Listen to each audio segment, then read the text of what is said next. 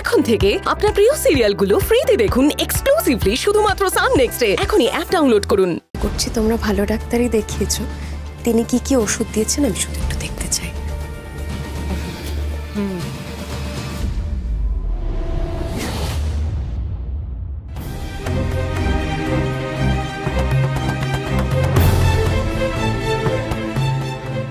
ঈশা, বিশ্বাস করো আমি তো ম্যাটারনিটি ডিপার্টমেন্টে ছিলাম। প্রেসক্রিপশনটা দেখলে না আমি বুঝতে পারবো যে তোমার কোনো ওষুধে অ্যালার্জি আছে কিনা। দেখো। হ্যাঁ, ওটাই মনে করার চেষ্টা করছি। সর্বনাশ, এখন আমি কোন প্রেসক্রিপশন দেখাই? কোনো ডাক্তারই তো আমি দেখাইনি। কি হলো ঈশা, দেখাও। হ্যাঁ হ্যাঁ দেখাচ্ছি, ওটাই ভাবছিলাম কোথায় আছে।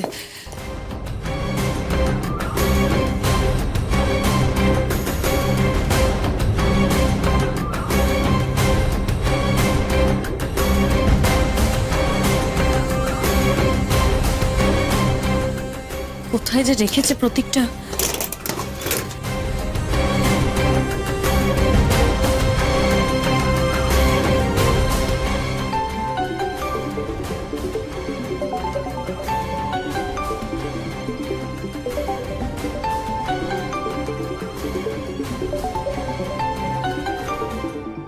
ওই শয়তানটার সাথে এখনো ঈশার যোগাযোগ আছে।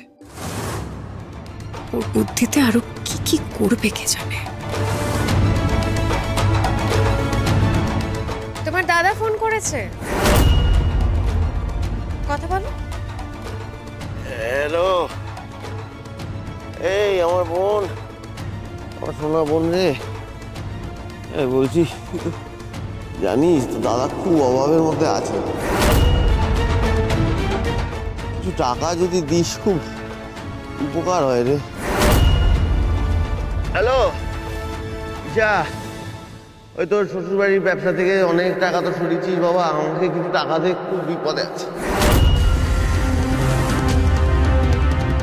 বলছি শোন না, দাদা খুব বিপদে আছে, কিছু টাকা দে। আর যদি তুই মানা করেছিস না, এবারে কিন্তু আমি কোনো কথা শুনবো না। তোর ওই প্রেগনেন্সি